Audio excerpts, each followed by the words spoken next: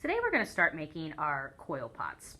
Now, we're going to be using real clay, which is very different from the modeling clay that we practiced with.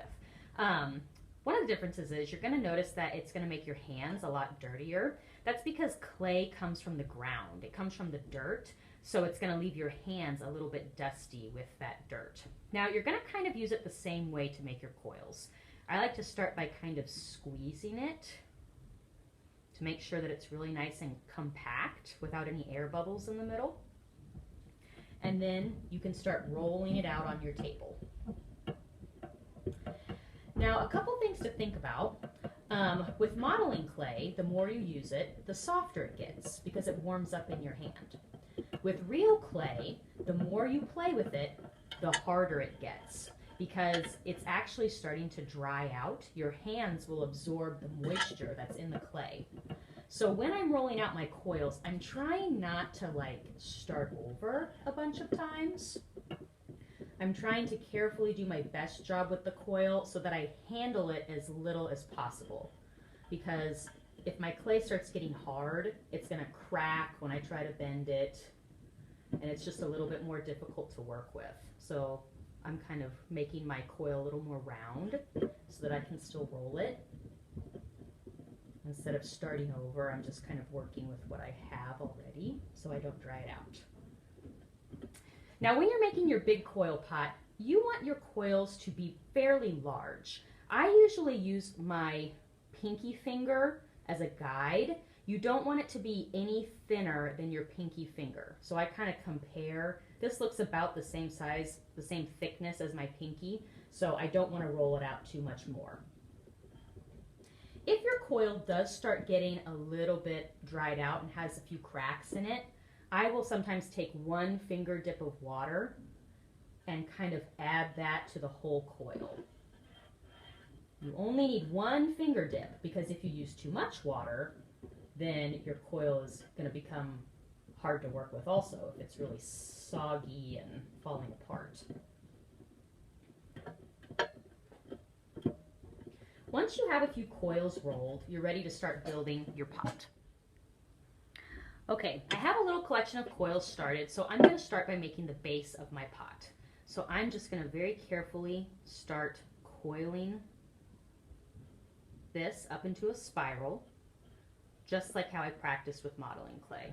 This is exactly the same. Kind of looks like a lollipop. Now these pots are going to be pretty large, so I made a circle template for you to use so that you can measure that you have your base the right size. Now I still have a long way to go, so I'll probably have to use more than one coil to build up the bottom of my pot. So whenever you add a second coil, I sort of just stick the ends together, and then I kind of smooth it with my finger to blend the clay, because I want it to hopefully look like it's all one coil. I don't want people to notice that separation too much.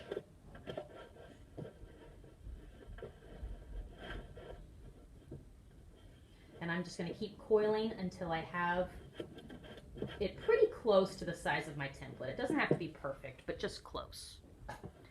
Once my pot is about the size of my template, I can move the template away. And I'm going to sort of smooth this end of my coil out because I want it to just kind of be a smooth circle. So now that one kind of tapers off.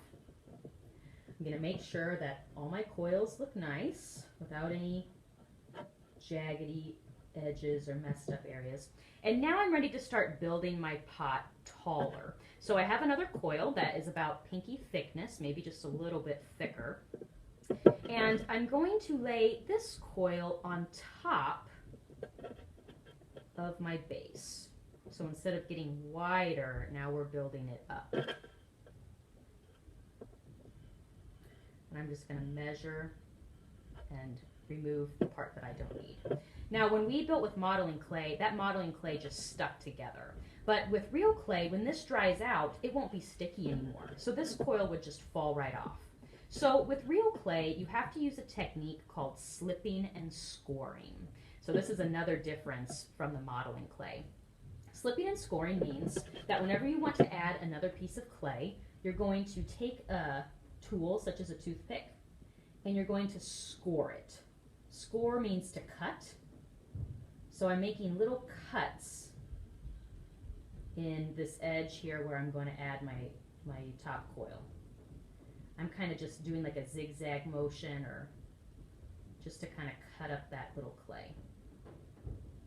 I'm trying to be careful so that when I add my coil on top, all those cuts will be hidden. You don't want to cut it so much that you have all your scoring showing out the sides, if that makes sense. I don't want to be scoring in here because that's going to show. Now I also have to score the bottom part of this coil where it's going to stick to the base. So I'm really tearing it up. It feels jaggedy to the touch.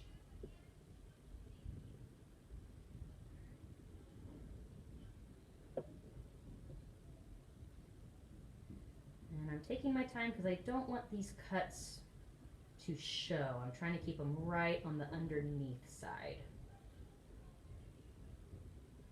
Okay. Now after you've scored both pieces, you're going to take one finger dip of water. Dip my finger in and pat that water on top of the scored areas. This might take 2 or 3 dips only. Now as you're adding water, don't accidentally smooth out your scored areas. It still needs to feel jaggedy to the touch. Then once they're wet, I'm going to very carefully sort of wiggle this coil into place. I know you have a lot of ideas for creative coils that you're going to use, and we will do that. We'll get more creative, but for the first 2 coils, we're just going to do them sort of plain like this. Okay, so I'm wiggling it into place so that those jaggedy parts are really sticking together. And then where they touch right here, I'm going to need to do a little bit of work because that rough edge doesn't look nice. So I need to smooth that with my finger, maybe with a tool if your finger can't get into that area.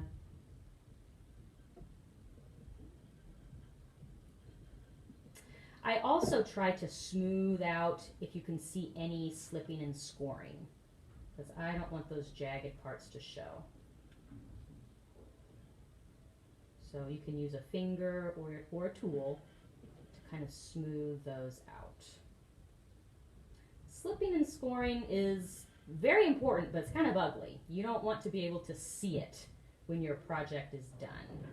So if you ever have extra time on a clay day, that's a great thing to do is check and make sure that you can't see any of that slipping and scoring. Now once you have your first coil on, you can add a second coil. Just the same way. You're going to measure it all the way around, and then you'll have to slip and score one more time. So now the top of this one will get scored, and the bottom of this one, so that we can put them together. Now my coil pot is 2 coils high. I've slipped and scored all my pieces together so that they won't come apart. If you forget your slipping and scoring, when your clay project dries, it will all fall apart. So you really need to make sure that you have slipped and scored all of your extra pieces. Now that it's 2 coils high, I'm ready to add some more creative coils to the top.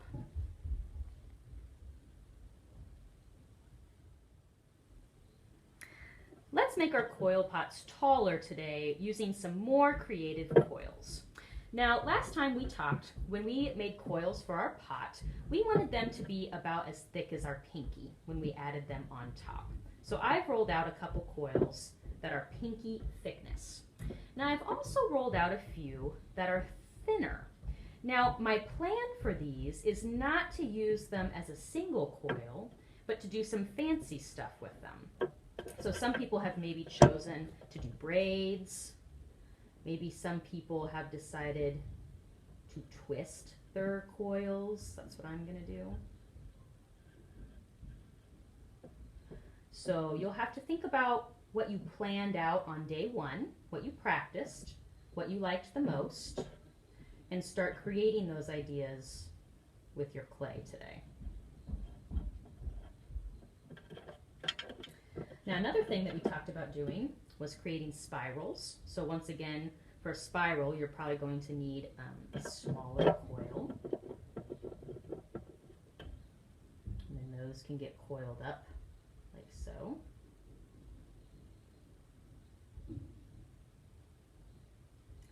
And I even created some spheres to use.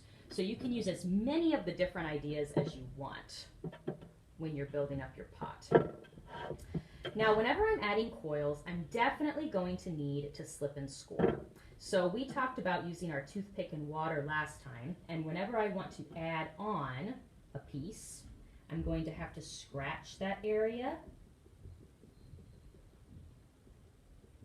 and then scratch the area that's going to be stuck on. And I'm going to flatten my sphere just a bit so it's a little bit more circular instead of a sphere. And it's going to be stuck right here.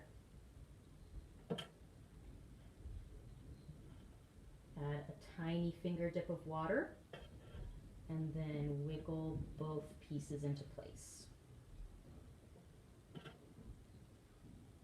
So my plan is to add a few of these circles or spheres around and then add coils on top.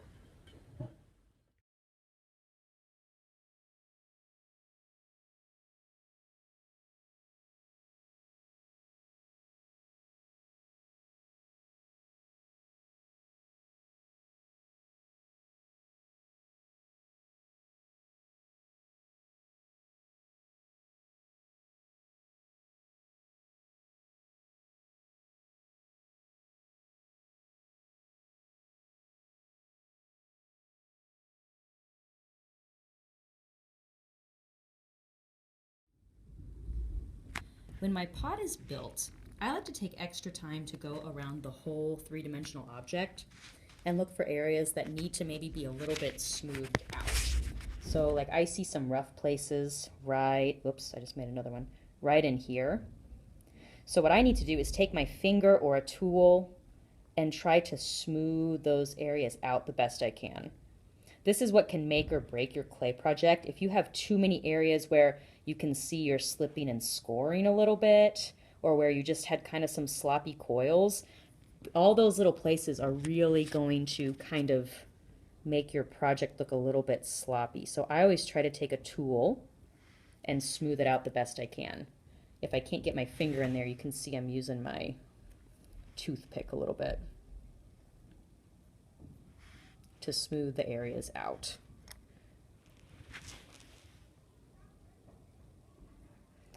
And I'm just going to use the rest of my clay time to smooth these areas. Check to make sure that I have slipped and scored everywhere. Really have to check that, because if you don't slip and score, it's going to fall apart.